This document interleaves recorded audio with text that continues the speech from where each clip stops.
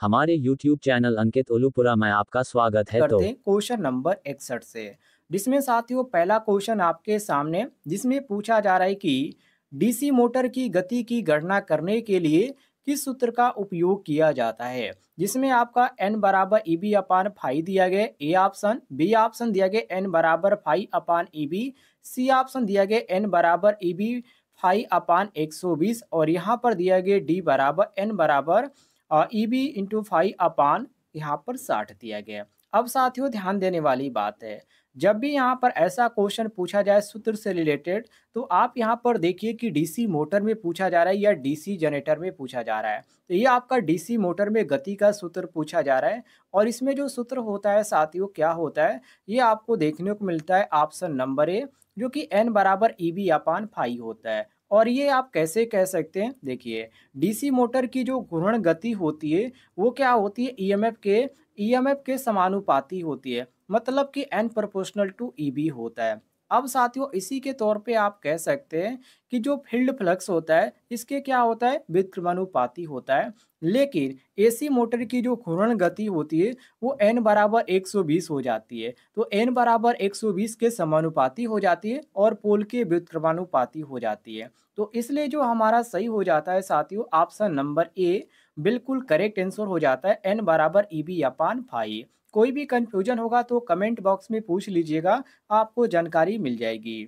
अगले क्वेश्चन की ओर बढ़ते हैं। अगला क्वेश्चन आपके सामने क्वेश्चन नंबर 62, जिसमें पूछा जा रहा है कि 4 पोल डीसी मोटर की आर्मेचर में डुप्लेक्स लैप वाइंडिंग में कितने समांतर रास्ते हैं। आपको यहाँ पर अलग अलग ऑप्शन देखने को मिले, जैसे कि 2 ऑप्शन, 4 और 6 और यहाँ पर 8 देखने को मिल रहा है। तो आपको इतने ऑप्शन देखकर कोई भी घबराने की जरूरत नहीं है। अब आपको करना क्या है, ध्यान दीजिएगा। जब भी आपसे ऐसा पूछा जाए तो आप यहाँ पर देखिए डुप्लेक्स पूछा जा रहा है या ट्रिप्लेक्स पूछा जा रहा है या कोऑर्डिनेट पूछा जा रहा है। तो अब यहाँ पर जो पूछा जा रहा है डुप्लेक्स पूछा जा रहा है, तो डुप्लेक्स में क्या किया जाता है, 2 से गुणा कर दिया जाता है। तो प्लेक्स से गुणे आपका डुप्लेक्स, तो यहाँ पर पी का मान कितना दे दिया गया है, तो 4 पोल दिया गया है, तो 4 लिखिए और डुप्लेक्स में 2 से गुणा करते हैं तो ये आपका हो जाएगा। तो ये कितना हो जाएगा साथियों, 8 हो जाएगा। और ऑप्शन में आपको देखने को मिलता है ऑप्शन नंबर डी बिल्कुल करेक्ट आंसर मिला लीजिएगा। अगले क्वेश्चन की ओर बढ़ते हैं। अगला क्वेश्चन आपके सामने क्वेश्चन नंबर यहाँ पर देखिए 63 को, जिसमें साथियों पूछा जा रहा है कि डीसी मोटर में आर्मेचर के घूमने की दिशा कौन सा नियम निर्धारित करता है। वेरी वेरी इंपॉर्टेंट क्वेश्चन है। जैसे कि ए ऑप्शन दाहिना हाथ पकड़ नियम, बी ऑप्शन दाहिने हाथ के हथेली का नियम और यहाँ पर सी ऑप्शन दिया गया फ्लोमिंग के बाएं हाथ का नियम।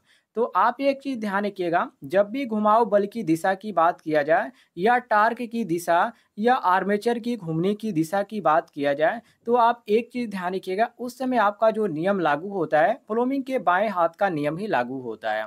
और इसमें आपका फ्लोमिंग के बाएं हाथ का जो नियम दिया गया है वो ऑप्शन में आपको सी ऑप्शन देखने को मिल रहा है। तो साथियों यहाँ पर आपका सी ऑप्शन बिल्कुल करेक्ट आंसर हो जाएगा, आप मिला लीजिएगा। अगले क्वेश्चन की ओर बढ़ते हैं। अगला क्वेश्चन आपके सामने क्वेश्चन नंबर 64, जिसमें पूछा जा रहा है कि डीसी मोटर का क्या नाम है। अब यहाँ पर आपको देख लीजिए, यहाँ पर क्या दिखाया गया है चित्र में।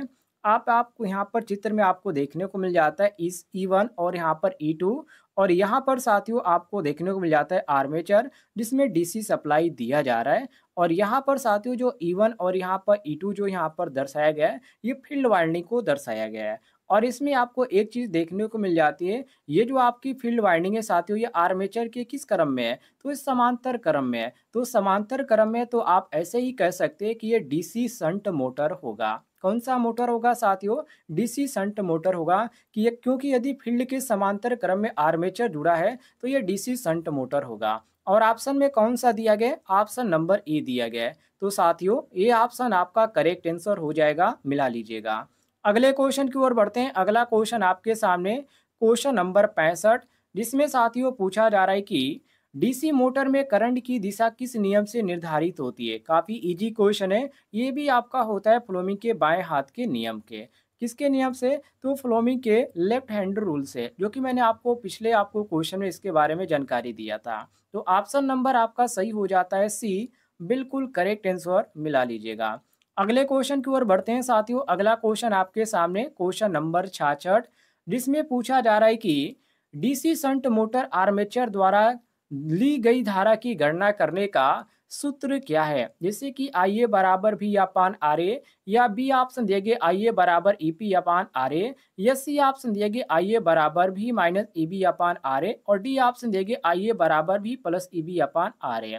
तो साथियों, एक चीज आप ध्यान रखिएगा, डीसी मोटर में सप्लाई जो वोल्टेज होती है, वो जो वीएल होती है, वो जब वीएल आप देते हैं तो उसके आर्मेचर में बैक ईएमएफ जो होता है वो बनता है। ईएमएफ मतलब इलेक्ट्रोमोटिव फोर्स बनता है, लेकिन जितना वोल्टेज आप देते हैं उतना आपको यहाँ पर नहीं मिलता है। तो हम यहाँ पर कह सकते हैं कि यहाँ पर बीच में वोल्टेज ड्रॉप हो जाता है, मतलब कि आर्मेचर में वोल्टेज ड्रॉप हो जाता है। और वोल्टेज जो ड्रॉप हो जाता है साथियों, इसलिए जो हमारा सही सूत्र क्रिएट होता है वो हमारा हो जाता है वी एल बराबर E B plus I A into R A हो जाता है। अब इसी को यहाँ पर आप क्या कीजिए, आई ए को बाहर निकाल दीजिए।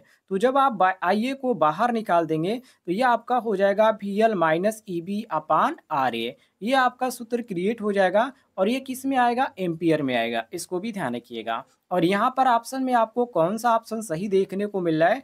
तो ऑप्शन नंबर सी देखने को मिल रहा है, आई ए बराबर भी minus E B upon R A. C option आपका क्वेश्चन के अनुसार करेक्ट आंसर हो जाएगा। अगले क्वेश्चन की ओर बढ़ते हैं। अगला क्वेश्चन आपके सामने साथियों, क्वेश्चन नंबर 67 को देखिए, जिसमें पूछा जा रहा है कि डीसी मोटर में फ्लक्स की दिशा की पहचान करने के लिए कौन सा नियम लागू किया जाता है? वेरी वेरी इंपॉर्टेंट क्वेश्चन है। देखिए साथियों, डीसी मोटर में हमें फ्लक्स की दिशा ज्ञात करनी है, तो वो भी मोटर के केस में तो वो हमारा होगा बाएं हाथ का नियम। कौन सा नियम होगा? तो बाएं हाथ का नियम। और इसमें ऑप्शन में कौन सा दिया गया? ये कार की स्क्रू का दिया है, जो कि बिल्कुल गलत है। और ये पर दाहिने हाथ का नियम दिया गया है, ये भी बिल्कुल गलत है। ऑप्शन नंबर सी आपको देखने को मिल जाता है, प्लम्बिंग के बाएं हाथ का नियम। सी ऑप्शन साथियों आपका क्वेश्चन के अनुसार बिल्कुल करेक्ट आंसर हो जाएगा। अगले क्वेश्चन की ओर बढ़ते हैं। अगला क्वेश्चन आपके सामने क्वेश्चन नंबर 68, जिसमें पूछा जा रहा है कि डीसी मोटर के प्रकार का नाम दें।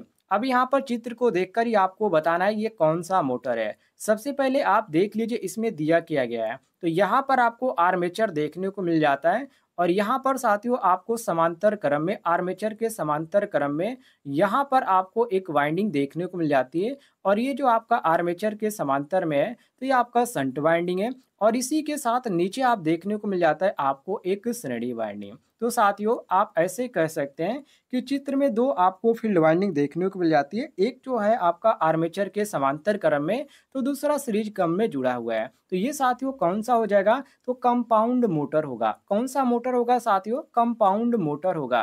कंपाउंड का मतलब ही होता है कि जो जो दो नाउन के योग से बना हो। आप यहाँ पर नाउन पढ़ेंगे तो उसमें कंपाउंड नाउन का आपको परिभाषा ऐसे ही देखने को मिल जाती है कि दो नाउनों के योग से जो बना उसको कंपाउंड नाउन बोलते हैं। और इसी तरह यहाँ पर दो जो मोटरों के यहाँ पर योग से जो यहाँ पर निर्माण होता है वो कंपाउंड मोटर का होता है। तो यहाँ पर आप ऐसे भी इसको समझ सकते हैं। और ऑप्शन में आपको जो देखने को मिल जाता है option number D, short shunt compound, वो आपको ऑप्शन नंबर डी में देखने को मिल जाता है। डी ऑप्शन साथियों क्वेश्चन के अनुसार हमारा करेक्ट आंसर हो जाएगा। अगले क्वेश्चन की ओर बढ़ते हैं। अगला क्वेश्चन आपके सामने क्वेश्चन नंबर 69, जिसमें पूछा जा रहा है कि डीसी मोटर में ईएमएफ की गणना करने का सूत्र क्या है? ईएमएफ का मतलब क्या होता है? ईएमएफ मतलब इसका होता है इलेक्ट्रोमोटिव फोर्स। और इलेक्ट्रोमोटिव फोर्स की गणना करने का सूत्र क्या होता है? वो भी डीसी मोटर में पूछा जा रहा है। तो देखिए, ये जो आपका होगा साथियों ऑप्शन नंबर सी हो जाएगा, ई वी बराबर 5 ZNP अपान 60 है, जो कि ऑप्शन में आपको ए देखने को मिल जाता है। और एक चीज ध्यान रखिएगा, जो सूत्र जनरेटर में होता है वही सूत्र आपको मोटर के केस में भी देखने को मिल जाता है। ई वी बराबर 5 ZNP अपान 60 है। ए ऑप्शन आपका करेक्ट आंसर हो जाएगा। आगे देखते हैं अगले क्वेश्चन को। अगला क्वेश्चन आपके सामने, जिसमें पूछा जा रहा है कि उपकरण का नाम क्या है? आपके सामने यहाँ पर एक उपकरण दिखाया गया है। वैसे बहुत सारे छात्र इसके बारे में जानते होंगे, लेकिन बहुत सारे छात्र ऐसे होंगे जो इसके बारे में नहीं जानते होंगे। तो देखिए, इसको बोला जाता है एक्सटर्नल ग्राउलर। और इसका जो काम होता है साथियों, वो डीसी मशीन की पूरी जांच करने के लिए इसको प्रयोग में लाया जाता है। जैसे कि फ्यूल की, या इसमें इंजन से चल रहा है या नहीं, कोई भी इसमें गड़बड़ी होती है, तो ये जो होता है आपका एक्सटर्नल ग्राउलर ये जानकारी दे देता है। ज़्यादातर इसके जो यहाँ पर जानकारी प्राप्त होती है वो प्रतिरोध को लेकर होती है, कि प्रतिरोध की जानकारी ये करेगा। और यहाँ पर आपका जो सही ऑप्शन हो जाता है, जो ऑप्शन में दिया गया एक्सटर्नल ग्राउलर, यहाँ पर आपको साथियों ऑप्शन नंबर डी देखने को मिल जाता है। तो डी ऑप्शन आपका क्वेश्चन के अनुसार करेक्ट आंसर हो जाएगा। उम्मीद है आपको जानकारी पसंद आई होगी, तो इस वीडियो पर एक लाइक कीजिएगा और चैनल पे नए होंगे तो चैनल को भी सब्सक्राइब कर लीजिएगा। और अगली वीडियो आपको क्वेश्चन नंबर 71 से मिलेगी अगले पार्ट में।